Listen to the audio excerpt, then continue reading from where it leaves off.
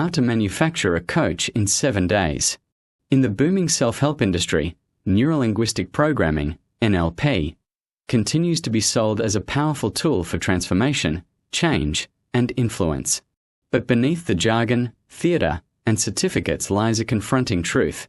The NLP Practitioner course is not about mastering psychology, it's about rapidly installing an identity. In 7 days or less, you're not just learning techniques, you're becoming part of an ideology. Day 1. Establishing the belief system. Participants are introduced to NLP through presuppositions like, the map is not the territory, and you are not your behaviour. These statements are framed as truths rather than metaphors. It's a subtle bait and switch. NLP doesn't invite inquiry, it installs belief. The goal isn't understanding, it's adoption. By day 1's end, participants are already speaking NLP. Day 2. Submodalities. Changing the movie in your mind. The idea is simple.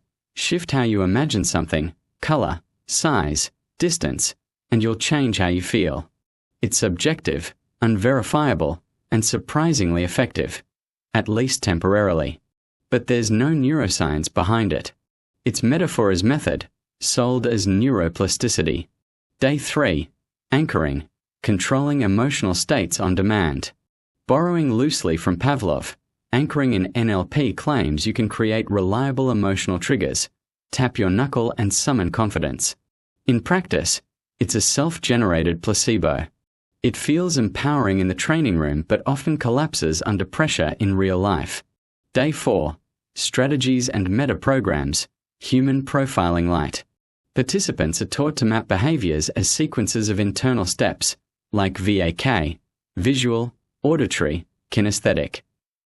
Add in meta-programs, rough behavioural archetypes like towards or away or options procedures, and suddenly you're labelling people based on how they supposedly think. There's no scientific basis, but it feels diagnostic. That's the danger. Day 5. The language models, the real power tools. This is where NLP earns its reputation. The meta model teaches how to challenge language to expose hidden assumptions. The Milton model does the opposite. It teaches how to speak vaguely and persuasively, bypassing resistance. Together, they form a toolkit for either insight or manipulation, depending on intent. This is where ethics should enter, but usually doesn't. Day 6. Change work. Quick fixes for deep issues. Swish patterns, phobia cures, reframes. These exercises are dramatic, emotional, and often superficial. They create powerful short-term shifts, especially in the suggestible group training environment. But without clinical oversight or follow-up, participants are essentially doing unsupervised theatre with people's emotional lives. Day 7. Integration. Identity installed. On the final day, everything is integrated. Not just the skills, but the self-concept. You are now an NLP practitioner. Certificates are handed out. Photos taken. Testimonials gathered.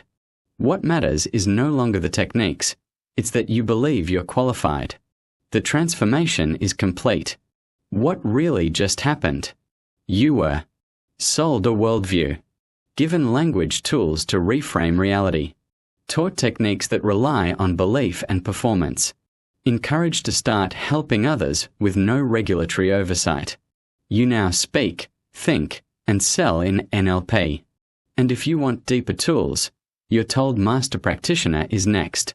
The ladder continues. The risks. False confidence leading to unsafe coaching. Manipulation under the guise of communication.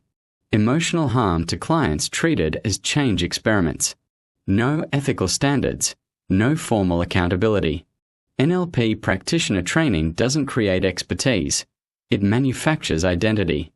And once you wear the label, you're more likely to sell the story. That's the real genius of NLP.